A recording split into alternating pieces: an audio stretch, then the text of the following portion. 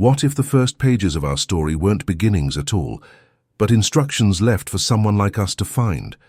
What if the oldest records weren't trying to remember the past, but to reach forward? Beneath the heat-shivering plains near ancient Uruk, where wind combs the dunes and the air tastes faintly of copper, clay shards lie stacked like the cooled echoes of a vanished crowd. Pressed into them are marks so small they outlasted empires, rows of needles in the skin of time. Some tablets speak plainly, grain counts, river tolls, oaths. Others feel different, star paths threaded across seasons, water heights notched like a heartbeat, a pattern that doesn't just look back, it anticipates, as if someone's, expected a listener who had not yet arrived. Before we go further, take one slow breath. If this finds you, tell me where you're listening from and what the clock says there. I want to imagine this silence braided across cities, deserts, kitchens, and lit screens. This story begins not with a triumph, but with dust, and a seal that should never have cracked. From the moment it did, the past stopped being quiet, and nothing about who we are has felt quite the same. Chapter 1: The Awakening of Sumer. They began with dust, not headlines. In the late 19th century, spades bit into the baked plains near ancient Uruk, and the ground answered with clay, tablets upon tablets, still warm with the memory of hands long gone. British and French teams expected scraps, a few hesitant marks from a people just learning to count the seasons. Instead, the earth delivered a library. Rows of wedge marks set like stars in wet sky, as if the past had been pressing notes to itself, and finally someone showed up to read them. What unsettled the scholars wasn't just the quantity, it was the poise. The writing wasn't a toddler's first steps, it was gait and rhythm. City plans appeared with geometric backbone, canals threading out like veins, walls running true to the cardinal winds. Temples didn't grope for the heavens, they met them on schedule. And tucked among receipts for barley and beer were quiet maps of the night, planets rising, planets setting, drawn with a familiarity that felt less like discovery and more like remembering how to breathe. Uruk didn't look new. It felt rehearsed, streets aligned as if taking directions from the horizon. Ziggurats keyed to the sun's turning, even the math hummed with old confidence, that base 60 pulse still ticking in our clocks. People whispered evolution, progress, gradual this and incremental that, but the tablets shook their heads. The first Sumerian words we can touch arrive already carrying law, hymn, contract and star, like a chorus joining in on the second verse of a song we'd missed the beginning of. Pick up one of those tablets in your mind. Feel the weight. See the tiny wedges stacked into meaning, sound and symbol braided together. The script doesn't behave like an alphabet alone. It feels engineered, a toolkit. It can list sheep by the dozen, and then, without clearing its throat, sketch the path of Venus across months. That jump shouldn't be so smooth, yet there it is, mundane and cosmic sharing the same clay. If that's not memory at work, it's the best imitation of it we've ever seen. The archaeologists, practical folks with dust in their boots, kept finding the same pattern. Finished things, finished words, finished measures, finished rituals that already knew where to stand in the year. It's tempting to say they were just brilliant. Fair enough, but there's a different flavor in these lines, a tone that says restoration rather than invention. In one dedication, the word rebuild sits like a small lantern in the text, throwing light backward as much as forward. You can almost hear the voice behind it. We are putting back what was.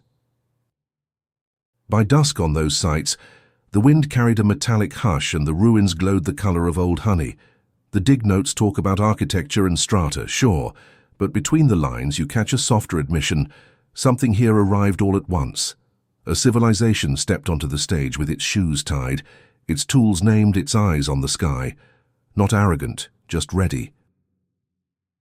And ready is a curious word this early in the human story. So we start our tale where their tablets insist we should, not at a beginning but at a remembering. Sumer rises like a memory returning to the body, language waking in the mouth, measure settling into the hands, the constellations finding their places again above the reed beds. If you're listening in the dark, you can feel the click of it, that gentle alignment when a puzzle piece finally drops. Chapter by chapter, we'll follow that click, across mud and mathematics, myth and mortar, while the night keeps us company and the old clay keeps whispering softly, once more. Chapter 2, Language that records time. They didn't just write, they drew time into shape. Cuneiform, wedge pressed into clay, looks simple from a distance, but up close it behaves like a little instrument of geometry, angles, strokes, spacing, clicking together until sound turns into structure. The page is not a page. It's a grid where barley tallies live beside prayers, and where a planet's wandering can be pinned like a thread across a loom. They set ordinary life next to the sky without flinching. A merchant's ledger hums beside a healer's handbook, both unbothered. One tablet sets prices for fish and wool, another lists symptoms and doses, firm, unhurried. Then, with the same calm hand, the scribe steps outside at dusk. Notes where Venus rose, when she vanished, how long she hid, and when she stung back into view. If writing is memory, cuneiform is memory with a ruler. You can feel the sexagesimal pulse, 60 under everything, turning markets into measures, measures into calendars. A ziggurat staircase meets a month's ladder. Interest rates rhyme with eclipse intervals. Even Jupiter, the slow walker, keeps time here, his steady stride tallied across seasons until stone, seed, and star agree. The medical tablets speak softly, but with backbone. If this, then that. Diagnosis, remedy, precaution, laid in lines tidy enough to cool a fever by tone alone. They mix oils and herbs, murmur an old phrase, then advise when not to travel because the moon is sulking. It sounds quaint until you see the engine beneath it. Observe, record, compare, repeat. Astronomy arrives in work clothes. No marble speeches, just numbers and notes. Venus appears in the east before dawn. She lingers so many nights, bows out, returns. The scribes stack these returns like bricks, building a staircase of intervals you can climb with your eyes closed. Jupiter's crossings drum along, slow, patient, keeping time for kings and for harvests. Hold the word cuneiform in your hand and it opens, wedge after wedge, meaning by angle. You can almost hear the thought, what if our signs are easy to teach, easy to repeat, strong enough for grain counts and constellations together? The result is a geometry of meaning, a kit that prices a boatload of dates today and predicts a bright guest next spring. By night's edge, the tablets feel like clocks that also talk. They remind you, pay your neighbor, wash the cut, set the festival when the star returns, give thanks to what keeps the river in its bed. This isn't guessing, it's a civilization taking notes. And as the notes pile up, barley, bandage, Venus, Jupiter, you hear the thesis again. Not invention from zero, but alignment, remembering, written where time itself can read it back. Chapter 3, Myths that Echo Catastrophes. Before laws were carved and calendars set, there was water everywhere. In the Sumerian telling, a man with a listenable name, Ziusudra, later Utnapishtim, hears a warning in the seams of the world. Build, he's told. Seal the boat tight. Gather seed and breath and hooves. Then the sky unbuttons, and the rivers stand up and walk. When the storm stops speaking, a dove sketches circles over the new silence, and the future begins again with damp hands. Pause there and listen sideways. In the hills of Judea, a righteous man, Noah, hammers a long hope out of timber.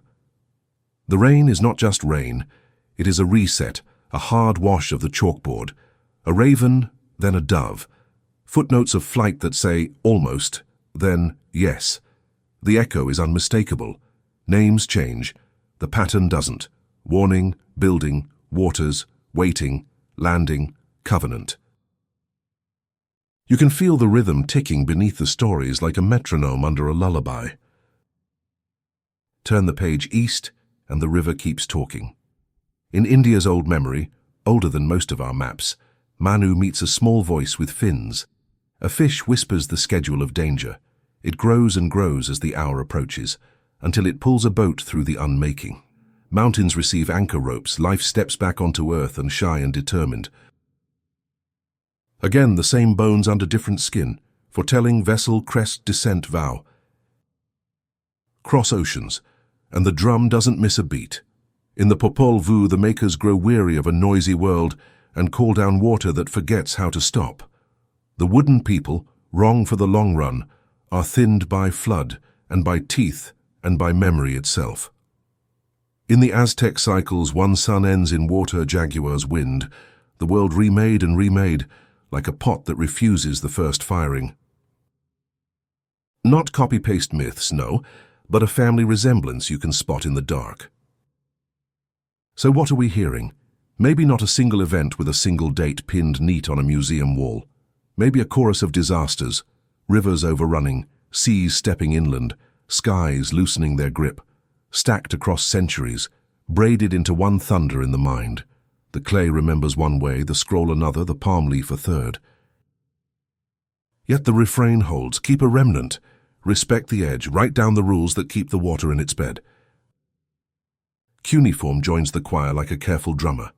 The flood in Gilgamesh isn't gossip, it's measured. Days counted, winds named, birds dispatched in order. The Bible keeps its ledger too, 40 and 40, cubit and cubit. Manu ties his boat to a peak with a line that still hums in regional memory. And in Mesoamerica, the tally is mythic math, the world ending not once but again, as if to say, we learned, and then we had to learn again. Maybe what survives is not the exact weather, but the way to survive. The kit, watchfulness, craft, seed, story, build before the first drop, keep pairs, keep tools, keep words, promise something on dry land, rainbow, sacrifice, vow, so the next generation knows which way to run and when to wait. That's the shared memory, the practical magic beneath the poetry. A user manual smuggled inside a bedtime story. By the time the tablets dry, the message is steady. Don't sneer at the river's edge and don't forget the hill that saved you last time. Cities rise with levees like folded arms. Calendars learn to look upstream. Priests and farmers both become readers of water. And in the quiet after the storms, the old myths lie down like sandbags along the mind, humble, heavy, ready. So we file these flood songs beside the star charts and the barley lists, not as entertainment, but as evidence of long memory doing its best. If you're listening in the dark, take a breath between the names, Ziusudra, Noah, Manu, Popol Vuh, and hear what they agree on. We were warned, we prepared, we endured, we promised. And then, carefully, gratefully, we began again. Chapter 4. Uruk and Eridu, Cities of Memory. They didn't just build, they remembered out loud in brick. Uruk rises first in our night like a long, low thunder, walls running the horizon, 7 miles of baked intention. Eridu waits older and quieter, a layered whisper beside the marshes. Stand between them and you feel it. Cities as archives, streets as sentences, every gate a heading in a text the wind still reads. The Ziggurats speak in clean angles. Their stairways aren't just stairs, they're calendars you can climb. Corners catch sunrise on particular days. Shadows mark out months like a careful teacher's hand. Look long enough and you see the alignment. Temple axes greeting solstice. Doorways nodding to the east like old friends. It isn't architecture showing off. It's architecture keeping time. Inside those stepped mountains, the rooms breathe bookish air. Tablet after tablet. Grain tallies, hymns, court cases, star notes, shelved in clay sleeves. A priest counts barley. A scribe logs a boundary dispute. Another marks Jupiter's slow visit. Someone else copies a hymn that was old when his grandfather was young. The ziggurat is a library with a view of the sky. A place where ink, well, mud and morning share the same shift. Planning isn't a rumor here. It's the ground plan. Canals braid the plain, fields squared to obey water's moods, workshops zoned so smoke and song don't trip each other. The metal workers sing their heat, copper, arsenical bronze, casting tools that hold an edge the way a story holds a lesson. You can hear the work talk, measure twice, fire once, quench true. Even the molds look reused. Knowledge poured out, cooled and poured again. And then the word that keeps returning like a lantern in the text, restoration. Not just build, but rebuild. Not we invented, but we set back in place. A temple dedication reads like a memory exercise, foundations found, lines retraced, names of older kings spoken softly so the new bricks will sit right. It's humility, sure, but also method. If you think you're restoring, you check your angles twice, you listen for the echo of what was there. Uruk feels public and confident, a city that knows where to place its feet. Markets thrum along the walls, scribes beat time on clay, the great precincts keep their appointments with dawn. Eridu curls in the reeds like a seed box, smaller, older, almost ceremonial, its mounds layered with shrines that remember earlier shrines. Together they make a sentence, begin where we left off, carry forward what worked, keep the river polite. Documentation turns the wheel, a canal is dredged and written, a boundary stone is set and written, a harvest is late and written with the star that predicted it. The act of making is braided with the act of noting, as if a thing isn't truly real until clay nods at it. That habit, quiet, relentless, becomes a kind of civic heartbeat. We do, we record, we compare, we improve. By dusk, the walls glow like cooled embers, and the stair shadow steps inch by inch across the court. You can stand there and feel the two cities rhyme, Uruk loud, Eridu low, each a keeper of remembered forms. The metals cool on racks, the tablets dry on shelves. The river lowers its voice. And in that hush, the old keyword hangs again. Restoration, meaning not nostalgia but craft. The art of putting the world back where it belongs, so tomorrow can find its place on time. Chapter 5. The King List and the Antediluvian Age. Open the tablet and the pulse changes. The Sumerian king list does not clear its throat with small dates. It begins with thunder. Kingship descended from heaven. Not invented, descended. The line lands like a seal pressed deep into wet clay, a claim of origin that turns politics into something older than city walls. Governance isn't a clever human trick here. It's a visiting fire, borrowed, then passed along. Before the flood, the rains stretched like rivers in flood season, tens of thousands of years. Rains measured not in winters of grain, but in sky-sized units. You see the numbers. 8 kings, 5 cities, each one ruling for what looks impossible at a kitchen table, but the math has a cent. Sar, a cycle number with astronomical flavor, 3600 as a heartbeat for the long count. The list reads less like a ledger and more like a star clock for memory. Take a breath.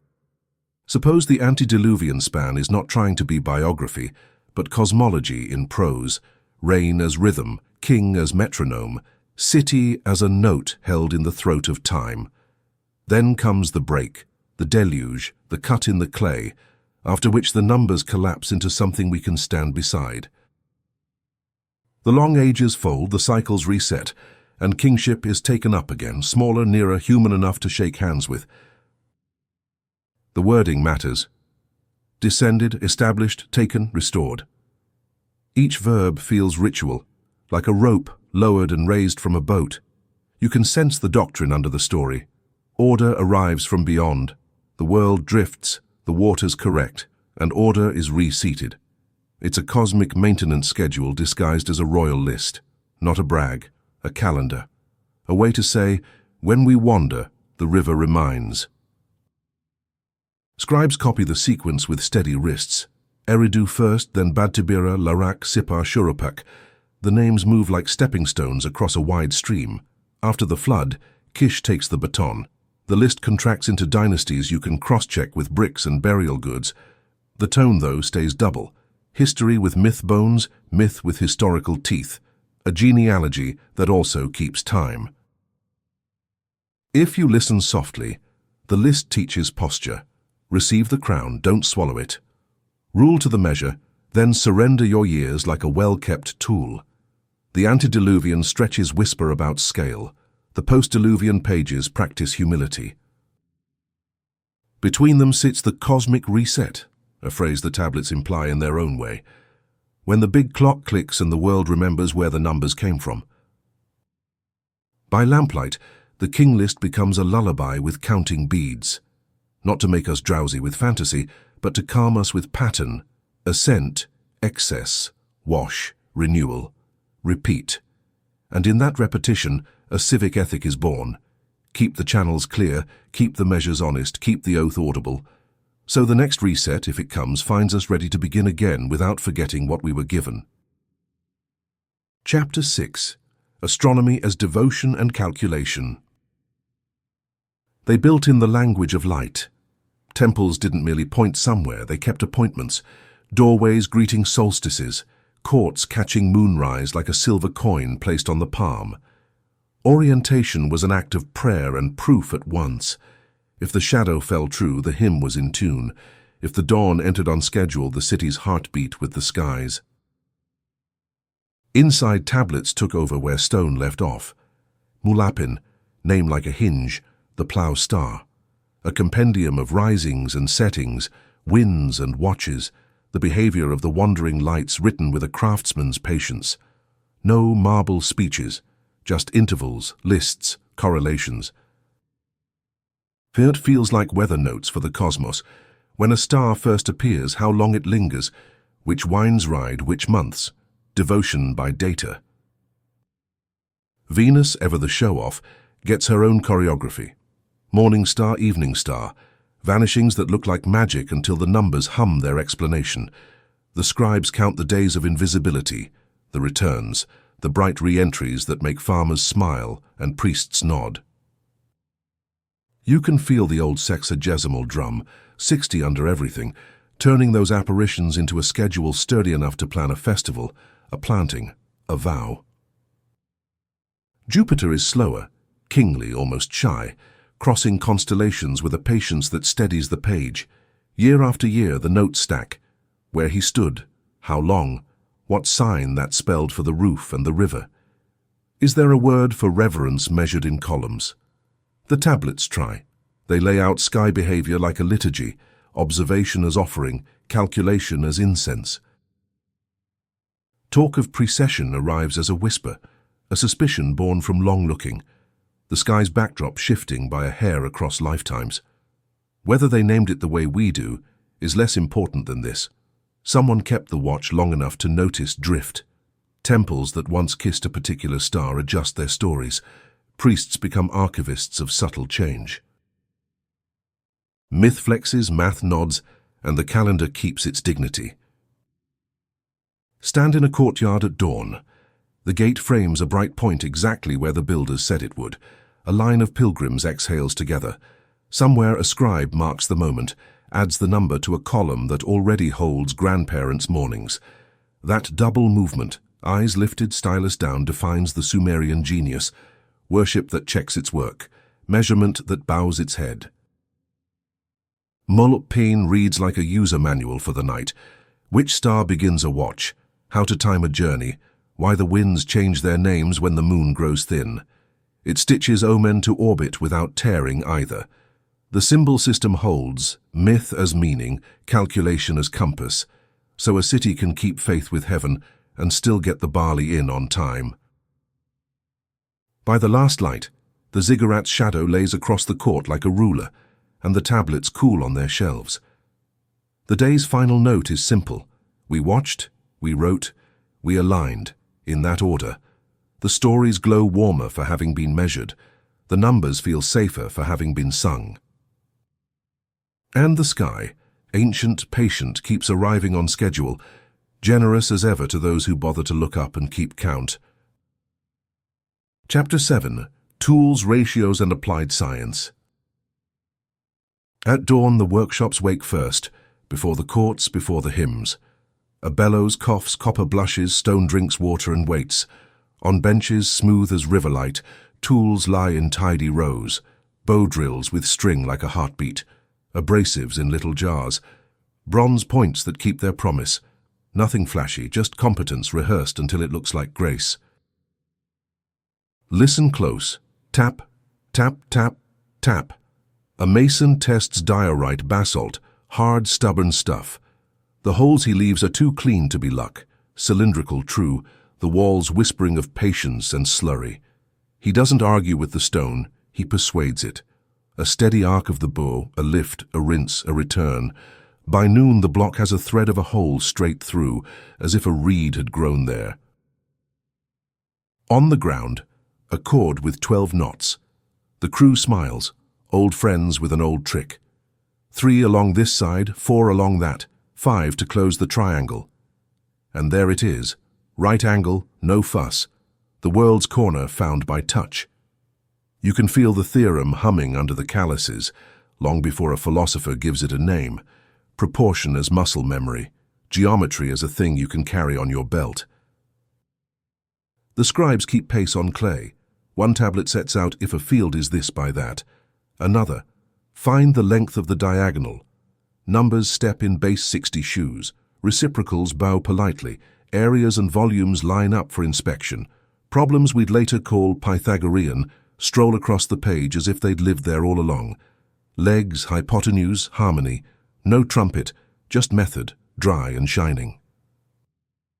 Metallurgy sings from the furnace. Copper meets arsenic, sometimes tin, to become something that remembers its edge. Ingots cool like loaves. Molds wait for their second lives. The smell is sharp, the color is a small sunrise. Tools born here go out to shave wood, to score stone, to bite clay, each carrying a lesson. Measure twice, keep water near, let the metal tell you when. Architecture keeps the beat. Foundations square to the chord. Walls climb by steady courses. Stairs count the body's stride. The 3, 4, 5 shows up again in shadow. Corners that hold, courts that breathe. Not a miracle, an attitude. Ratios whispered across job sites become a civic language. With it, the city remembers how to stand through weather and time. Somewhere in this, the elders speak of MI, memory encoded, not as a slogan but as practice, hide know-how in habits, in songs, in numbers that double as prayers.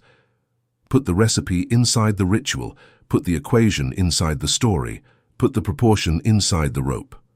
If a library burns, a cord with knots can still teach a child how to find a corner. By evening, the blocks fit, the holes align, the door sits square in its frame. The foreman runs a hand along the edge, no wobble, and nods. In the fading heat, science feels like something intimate and kind, the city taking care of tomorrow by doing today with exactness. Tools are wiped, cords are coiled, the last embers go dark, and in the hush, the ratios keep breathing, quiet, reliable, ready. Chapter 8. The Libraries of Nippur and Nineveh. Night shifts to whispers in the stacks. Nippur first, old, priestly, careful. Its rooms full of clay sleeves and shelf labels that feel like small spells against forgetting. Law sits next to him. Surgery notes rest beside star maps. Proverbs lean into philosophy. The air smells of dust and river and something like patience. Further north, Nineveh, grand, restless, gathers the world in armfuls. Couriers bring tablets by the basket. Scribes press copies until their hands remember the lines. Here are flood tales with birds and hills. Here is Gilgamesh looking for the word that does not die. Here are omen lists that read the sky and the liver with equal gravity. If a thought could be made of mud, they made it and filed it. The irony the gods must love. Fire comes. Palaces royal. Doorbeams fall. Libraries glow like kilns. But clay is stubborn. Flames that unhouse kings only fire the text. Tablets that would have softened back to river become brick hard, winterproof. In the morning, what ruled is gone, what was written keeps breathing. The shelves collapse, but the words cure. Open a legal tablet. clauses stack like bricks. If, then, walking steadily toward fairness. Open a medical one, incisions measured in fingers, ointments by pinches and days, cautions timed by the moon's mood. Turn to the star charts, the MUL lists and watch notes that tell a sailor when to leave and a priest when to sing. Philosophy lurks in the margins, wisecracks about pride, generosity, the weight of a name. Scribes annotate the old with the newer, lines packed tight as reeds. You can see schools at work, hands learning to make the same wedge the same way, over and over, until the script itself turns into a metronome. It's not just preservation, it's training. The library is a workshop for minds where copying isn't drudgery but apprenticeship to memory. When they copy Gilgamesh, the flood story arrives wearing different coats, Ziusudra here, Utnapishtim there, yet the bones match.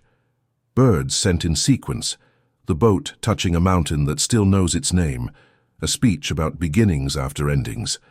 The variations feel like dialects of one long caution. Keep your seeds dry, keep your promises, keep your records. Nippur keeps the sacred spine of things, Nineveh keeps the worldly spread. Together they act like two lungs. One draws in ritual and measure, the other exhales administration and empire. Between them the breath is steady. Write it, shelve it, read it, write it again. And when destruction comes, as it always does, the breath doesn't stop. It hardens, it waits, it is found. By last light, a curator's lamp makes a small sun over a table. A tablet warm from the ground sits beside one that has waited 2,000 years longer. The script is the same. The effect is the same. You can almost hear the city speaking through the clay. We knew we would be interrupted, so we wrote in a medium that loves fire. And the stories, laws, surgeries, maps, meanings, keep their watch for whoever arrives next, tired, curious, and ready to listen. Chapter 9, Creation, Blood of the Gods and Clay. Begin with a bowl and a whisper. In Atrahasis and the old songs beside it, the world is tired. Lesser gods complain of work that gnaws at the wrists. A council gathers, a decision hardens. Take clay, river soft, reed scented, and mix it with a god's life, a drop of divine insistence. Knead, shape, wake. Humanity opens its eyes like a lamp newly trimmed. It's not flattery, it's logistics. We're built to carry the load. Canal mud, market math, the long watch at night. But the recipe matters. Earth plus essence. The texts savor the blend, as if to say that usefulness without spirit is a half-made thing. Blood gives pulse, clay gives patience. Put together they remember, they endure, they learn. Somewhere the elders murmur about memory encoded. Not a slogan, a craft. Hide instruction in the flesh. Reflexes that choose rhythm before thought. Instincts that lean toward shelter, toward fire, toward story.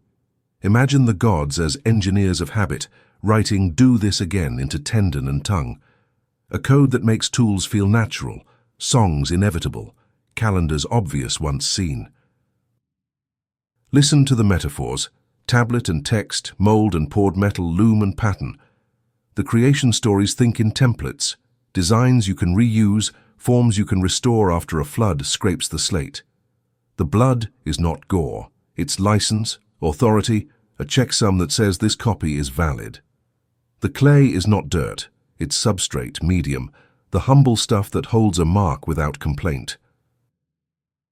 Watch how the myths handle error. When noise rises, too many voices, too much heat, the council edits, trims, revises the settings on the human instrument.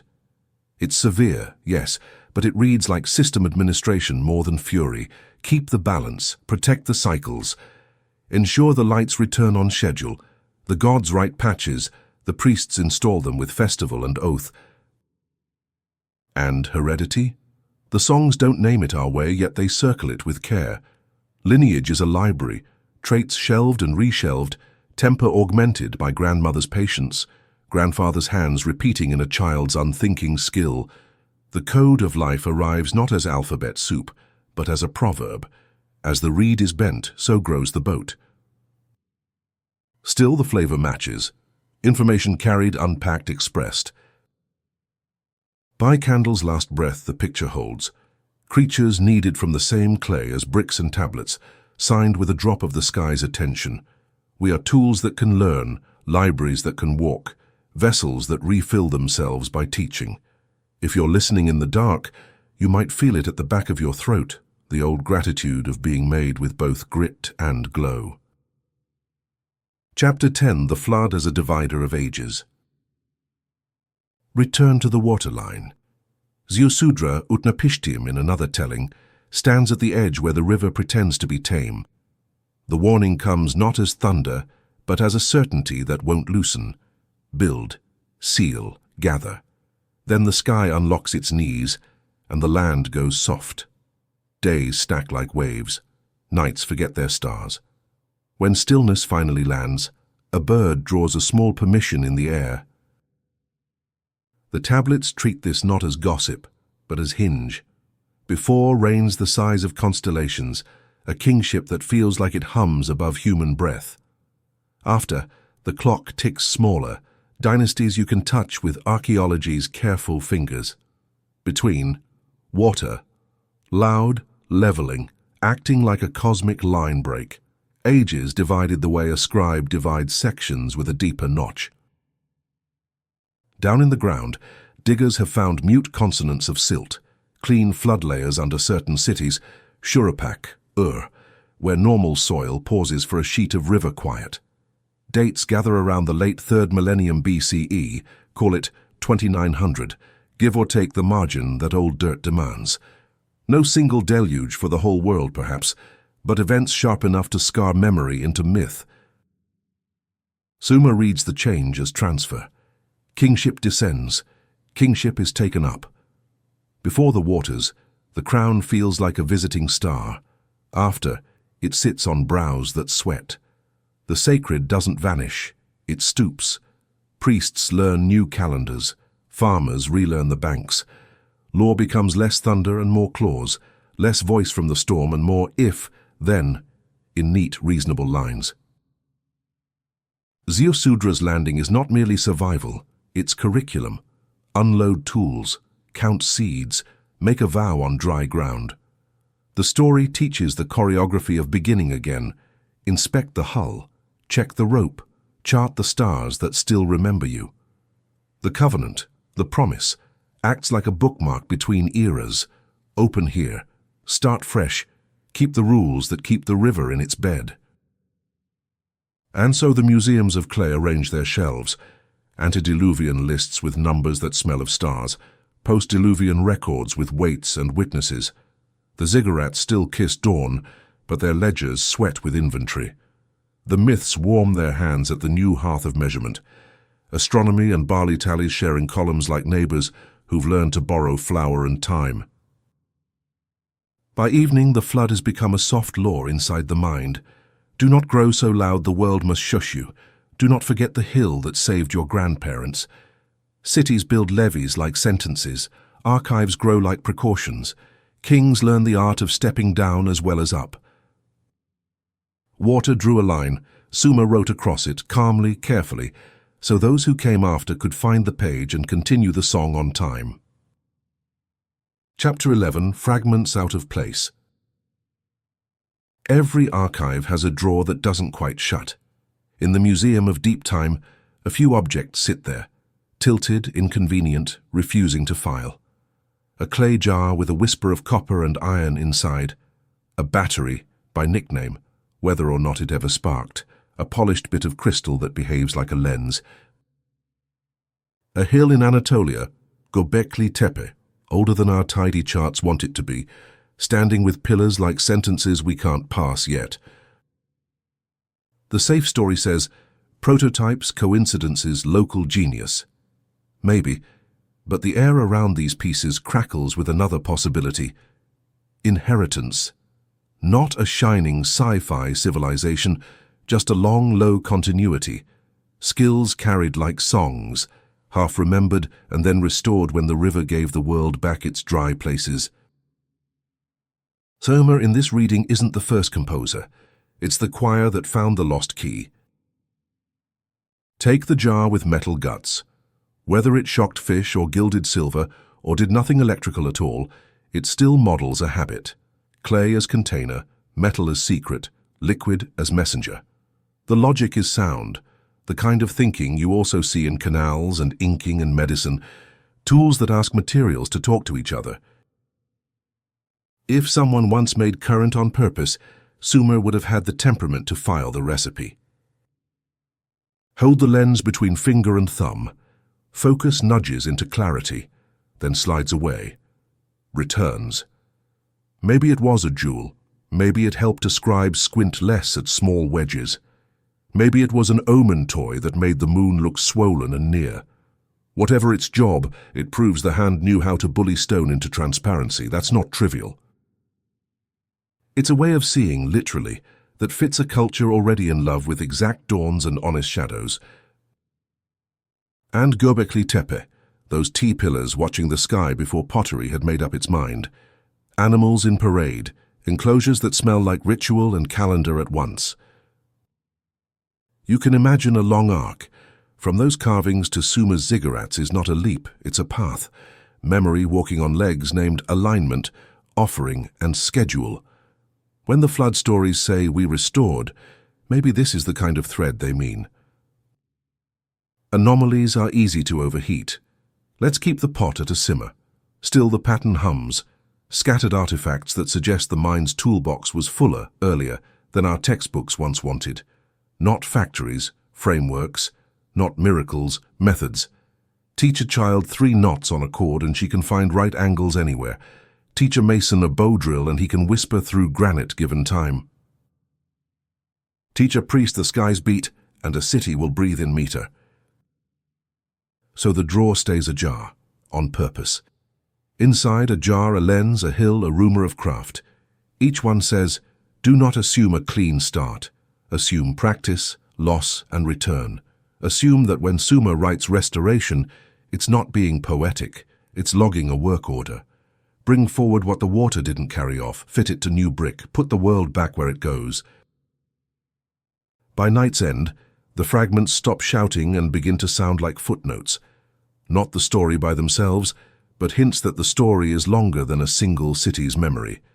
We breathe, we nod, we leave the drawer a little open, so that in some future morning, another fragment can slide in beside the others and make the picture click 1 notch closer to whole.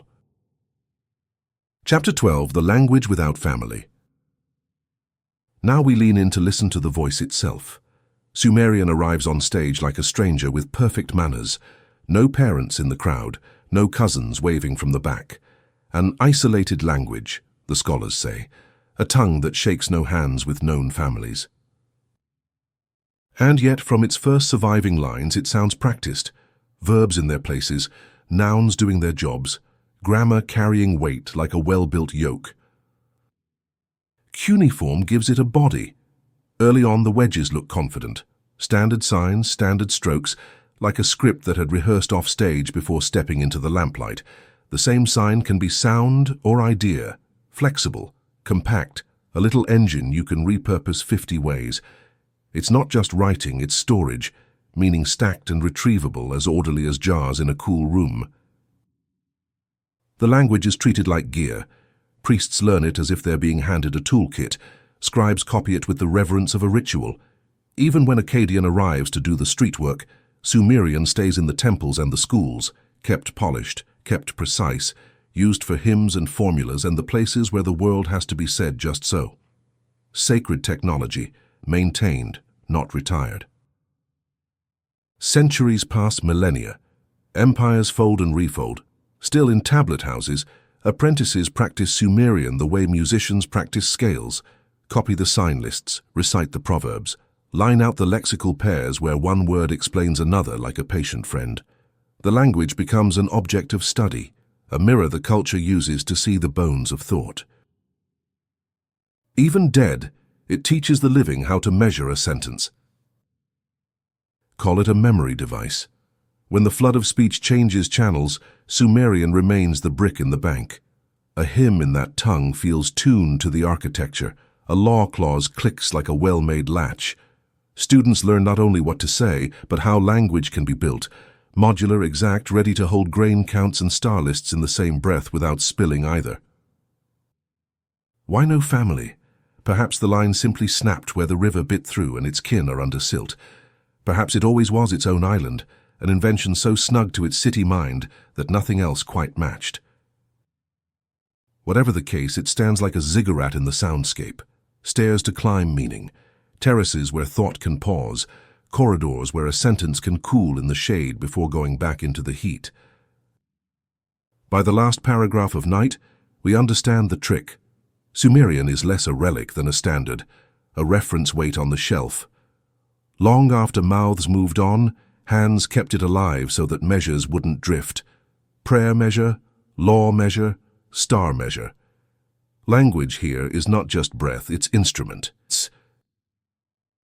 And the instrument, tuned and tended for 1,000 years beyond its everyday use, keeps singing back a simple lesson. Say things in a way the future can pick up and play. Chapter 13, Anunnaki, Masters, Judges, Watchers. They arrive with dustless sandals and job titles. In the tablets, the Anunnaki are not just thunder-made human. They're administrators, keepers of measures, witnesses of oaths, auditors of harvest and heart. Those who from heaven to earth came, the line murmurs, less a spectacle, more a staffing note. The cosmos, it seems, runs on paperwork as well as stars. Iconography keeps them busy. Winged figures with a pinecone and bucket kit, purify, anoint, certify, moving along reliefs like inspectors of the living. Roped belts, horned crowns, the posture of people who know where the corners go. They stand beside sacred trees that look suspiciously like diagrams, roots and branches, channels and nodes, as if tending a garden that doubles as a blueprint. Names flicker, carrying more weight than letters. Enlil with air and edict, Enki with water and workaround, Inanna with passion and power lines that hum beyond the city walls. Underneath the drama, a shared job. Keep the world aligned to its schedule. If storms speak, they translate. If kings swear, they record. If fields forget the timing of their thirst, they remind them with rain at the right hour.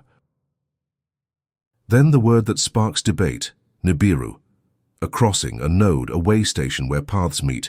Some read it as a star, a planet, a mover glimpsed across long cycles. Others hear ferry point, a metaphor, a marker on the great map where influences trade hands. Either way, it smells of logistics, cosmos routed like caravans, intersections watched by beings who know the traffic patterns of fate. And the watchers, Vigyas, step from margin to center. In some tales they teach, in others they transgress, in many they simply observe and report, eyes trained on boundary stones and on the inner weather of cities. You can hear an older anxiety there. Knowledge without humility curdles.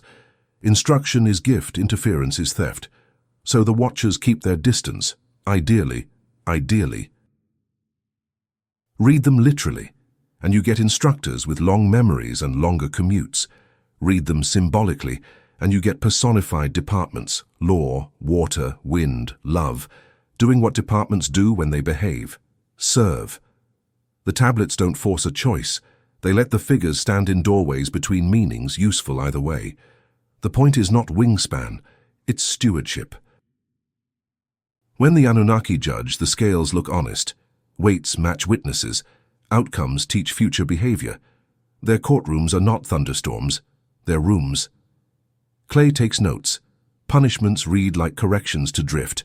Bring the channel back to its banks. Bring the heart back to its oath. The sacred here is procedural, a checklist as a sacrament. By the time the lamps burn low, the Anunnaki feel less like aliens than elders. Stern, efficient, exceptionally punctual. They bless by keeping things on time.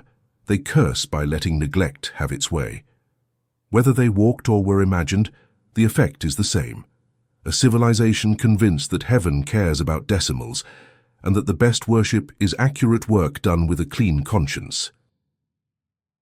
Chapter 14, Ziggurats and the Babel of Tongues. Begin at the threshold where sky is invited in. A ziggurat is not a skyscraper. It's a staircase, terraces rising like held breaths, each platform a pause where offerings meet orientation. Place of descent, the old phrases imply, a site for the upper world to step down without slipping, for messages to find the city's ear on schedule, solstice, equinox, festival, dawn. Stairs remember ratios, corners remember stars. Priests climb with quiet feet, carrying smoke and syllables that fit the angles. The building itself speaks a dialect of light. First strike on the eastern edge, noon laying a ruler across the court, sunset tempering brick to copper. Communication here is vertical but mutual, call and response between roof and constellation. Then comes a different project with a similar silhouette. The tower we call Babel stands in the mind like a mirror held backward, humans attempting ascent without invitation, aiming to make a name high enough to anchor the sky. The motive isn't prayer, it's consolidation. One tongue, one plan, one ladder up through cloud. The story's heat isn't height, it's hubris. Confusion enters like a mercy. Languages multiply, verbs learning new jackets, nouns producing cousins, meanings slipping just out of reach. The effect is not silence, it's polyphony. The direct line is severed. The city must now triangulate, gesture, trade, translate. The tower doesn't fall because bricks are weak. It fails because speech, once fractured, refuses to be mortared into one voice again. Sumer watches and adjusts. Ziggurats remain, calibrated, courteous, local, while the idea of Babel becomes a caution. Don't force unity by flattening tongues. Instead, build calendars sturdy enough to be bilingual, trilingual. Build law in clauses that survive accent drift. Keep the star list readable by any scribe who can count. If heaven won't be approached by a single language, let many languages approach heaven by the same measures. And language, remember, was already sacred tech. Sumerian stays on as liturgy, even when the markets switch to Akkadian. Scripts learn to host loanwords without losing their bones. The schools turn into relay stations where meaning is carried across dialects like a palanquin. Steady hands, matched steps, no jolts. The work is slower, but more robust. Iconography notices the shift. Where one ladder once reached too far, many stairways now reach just far enough. Gates are named of entry and of exit, honest about the ebb and flow. The divine descends when invited by accuracy. Humans ascend when trained by patience. The point is not to meet in the middle once, but to meet often, correctly, and without presumption. By night's edge, the city hums in several tongues at once. Market calls, temple chants, lullabies, contracts, each true to its lane, all coordinated by shadow and star. Babel, in retrospect, reads like a failed shortcut. Ziggurats endure as long roads walked daily. And between them lies the lesson the tablets keep. Speak many languages if you must, but share the same calendar, so the sky and the street can still keep their appointments on time. Chapter 15. Priests as Keepers of the Code. After sunset, knowledge steps indoors. The streets go quiet, the courtyards dim, and the temples light their little suns, lamps on bronze plates, shadows arranged like notes on a stave. Here the curriculum folds into one body, stars, numbers, medicine, ritual, organs of a single creature that breathes by calendar. The doors close softly. The code is spoken low. Astronomy arrives as hymn. A priest points to a line on clay. Venus vanishes, returns. Festival moves one notch. No argument, only cadence. The chant is a formula. The formula is a prayer. To an outsider, it looks like poetry. To the initiated, it is a clock with a human voice. The sky is read aloud, and the city keeps time. Medicine keeps its seat by the altar. Bowls, oils, bandages, the simple tools stand beside incantations that have learned the grammar of care.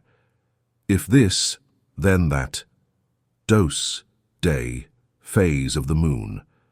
The metaphor does the hiding. A god's name covers an herb's action. A demon's title disguises a symptom cluster. It isn't deceit, it's packaging. The remedy wears a story, so it will be remembered in the dark. Numbers bind the chapters. Base 60 hums under everything. Lengths, depths, eclipses, ratios worn smooth by fingers. A novice copies a table of reciprocals until his hand understands before his head does. He recites an omen list and, without noticing, memorizes a weather pattern. This is MI in priestly clothing, memory encoded as liturgy, instruction braided into song. Secrecy is not drama, it's stewardship. The code is kept present by being kept close. Keys pass from elder to chosen hands with a look, a proverb, a problem to solve. Metaphors guard the doors. Bind the wind, speak to the reed, count the lion's steps. Phrases that sound like fable until the moment they unlock a measurement or a recipe. What cannot be shouted can still be sung. By midnight, the temple feels like a loom. Threads of law and remedy, orbit and oath cross and cross again until a fabric takes hold. Strong, flexible, hard to tear. Outside, the city sleeps. Inside, the keepers revise a line, fix a date, set a rite back into phase. When dawn finally leans over the wall, the lamps go out, and the code walks the streets in the form of ordinary, accurate days. Chapter 16, Empires that Rewrite Time. Then the map changes. New alphabets arrive, new flags, new names for old winds. The Greek habit is to ask why with a straight spine. The Roman habit is to count, pave, tax, and stamp the count onto stone. The cycles Sumer kept like breathing, return, return, return, are noticed, admired, and slowly drawn into a line that points forward like a road. Philosophy trims the calendar. The heavens become spheres with arguments. The gods thin into principles. Myth is filed under pre. Not contempt, conversion. An old omen becomes an early observation. A hymn becomes a source. A scribe becomes an antiquarian. The vocabulary shifts. What was restoration becomes innovation. What was memory becomes origin story. The past is moved behind glass. Rome adds weight. Months are hammered into order. Roads teach time to move in one direction. Empire standardizes the daylight. Archives become jurisdictions. Ritual becomes statute. The farmer's sky is taught to salute the legion's schedule. Useful pieces are adopted and renamed. The measure stays, the label turns Latin. Continuity survives by changing clothes. Then the Christian line is drawn. Creation to redemption to consummation. A history with a first word and a last promise. The cycles don't disappear. They are nested inside the line like gears in a clock. Feasts ride the moon but march through the years. Sabbaths breathe weekly while the story advances. The shape of time becomes narrative. We came from, we are going to. In the retelling, Sumer steps sideways into prehistory.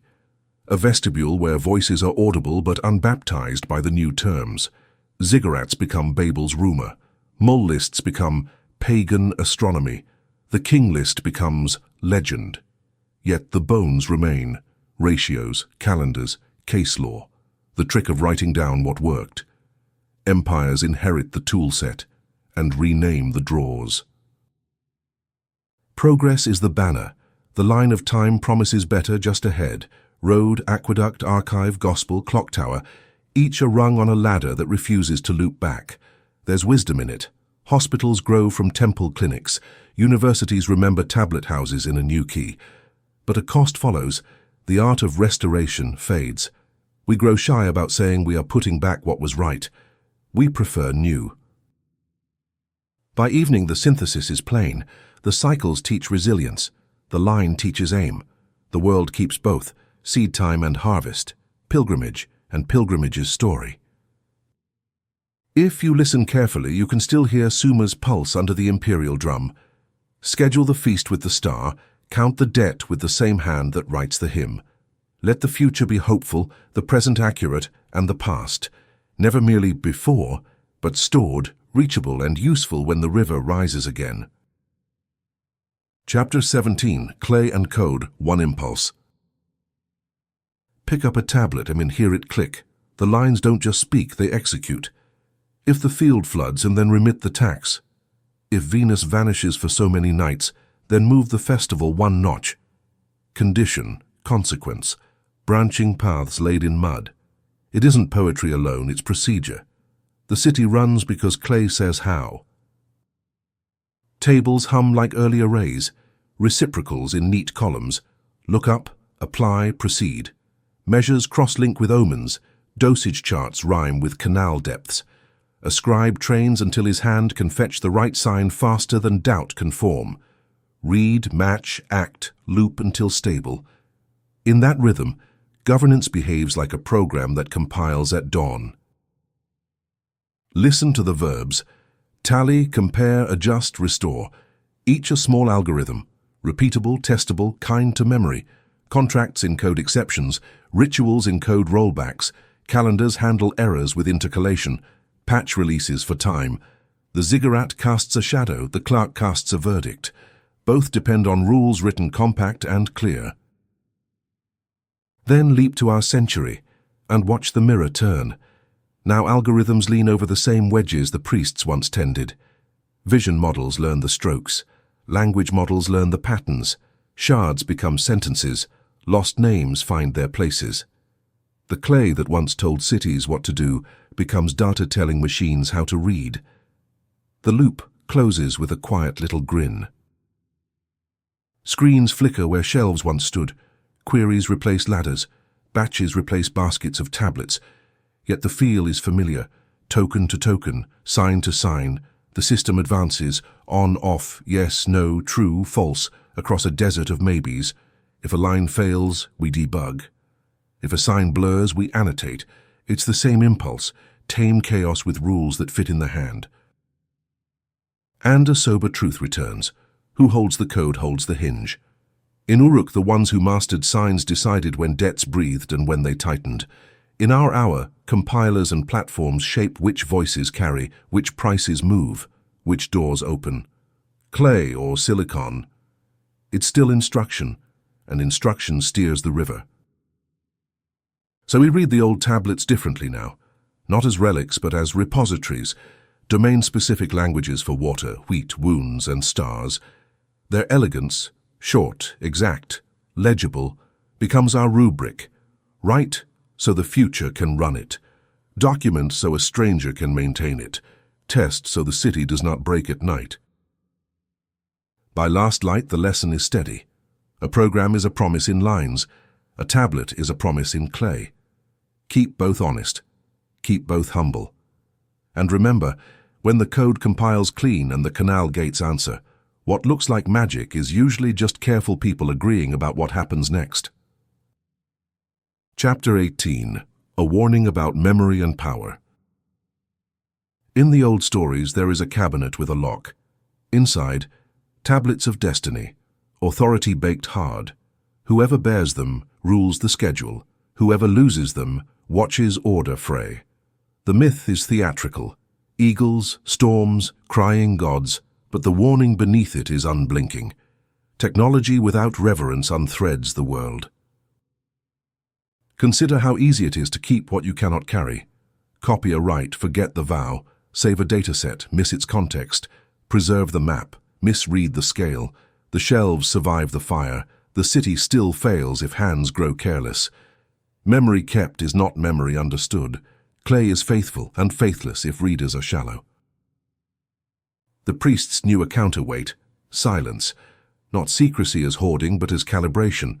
Some measures were sung only at the right hour, some names spoken only after washing, some procedures taught only when a novice could carry them without swagger.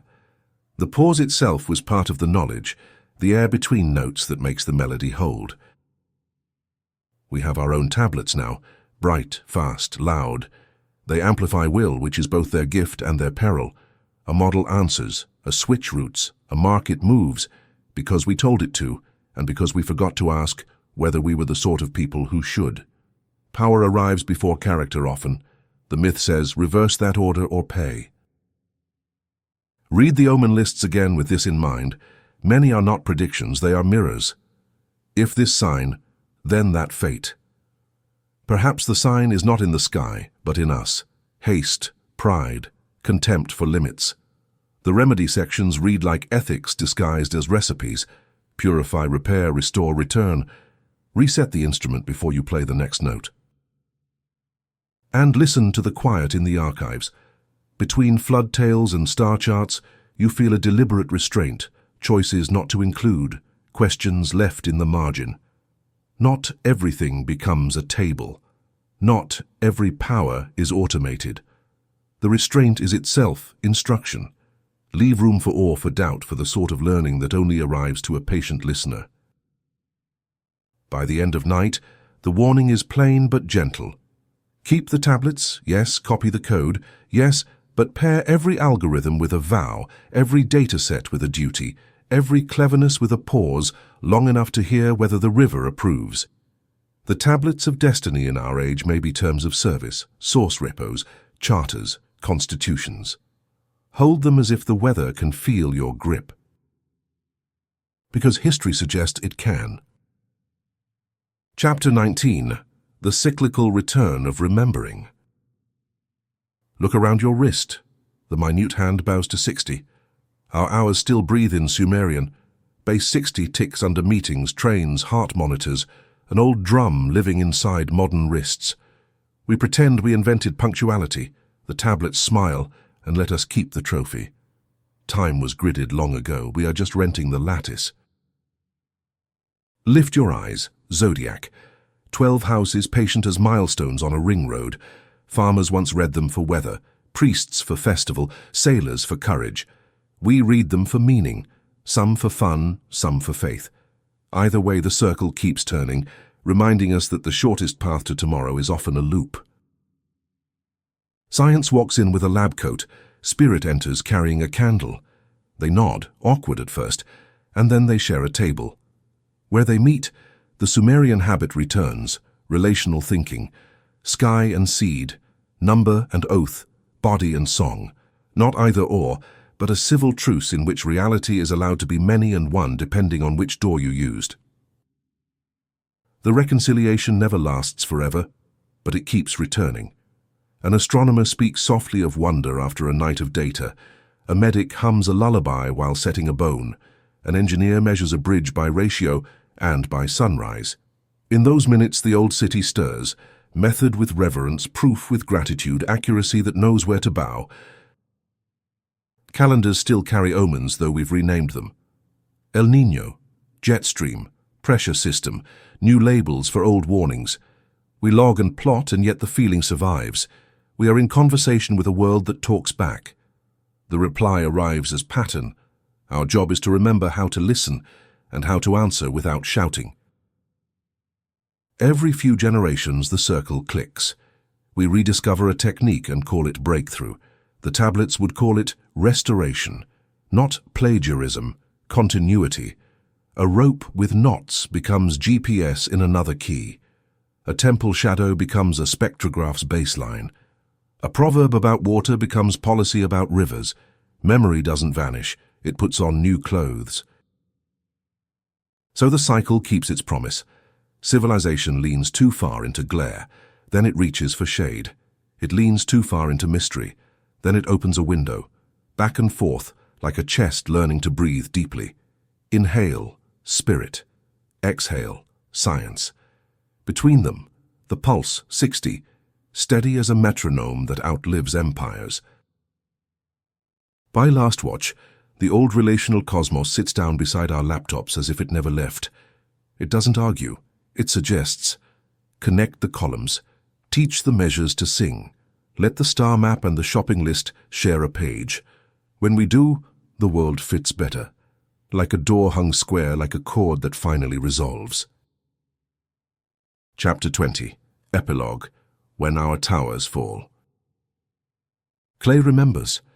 It remembered through fire, it remembered underwater, it remembered under boots that didn't care. The palaces burned, the words hardened. That is the joke time tells at our expense and our mercy. What is fragile in life becomes stubborn in record, if we choose the right medium and the right vow. We hold glowing tablets now, thin, bright, impatient. They hum with 10,000 libraries and forget everything when the plug sighs. Will anyone read them after our roofs come down? Maybe. If we write as if someone will, and if we cache our breath in more than one kind of jar.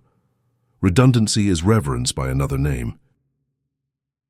Imagine a future hand, gloved against dust, lifting a shard of silicon like a flake of night. The code hums again, because we left a key in the margin. Plain language, open standards, a checksum that still balances. Or maybe the disk is unreadable, but beside it lies a clay plaque that says what the disk was for. Belt and suspenders, ziggurat and server rack. Ends are noisy, beginnings are quiet. Between them sits the archivist's art, naming, dating, folding, placing. The rivers will rise again, in water or rumor or fashion. Towers will tilt, of brick, of policy, of pride. What survives with use is what we wrote carefully, and what we taught kindly enough to be carried by memory when paper fails. The cycle isn't punishment, it's pedagogy. Each collapse returns a curriculum, build humbly, aligned to something larger than yourself, pair power with pause. The survivors take notes, like their grandparents did, like strangers will. A covenant scribbled on the back of a receipt can be as binding as law on marble, if the hand that writes it means it. So we set our backups like levees. We copy our hearts into our habits. We speak as if our sentences might be dug up by people who need them more than we did. And we choose, when possible, materials that love fire, and communities that love truth more than triumph. When our towers fall, the dust will clear. Someone will walk the site, patient, curious, tired. They will find a groove where a stylus once pressed, or where a cursor blinked. They will hear, if we did our work, a small, steady voice that asks for nothing grand, only this. Restore what kept us honest, keep the calendar kind. Let the river be persuaded back into its bed. Then, begin again.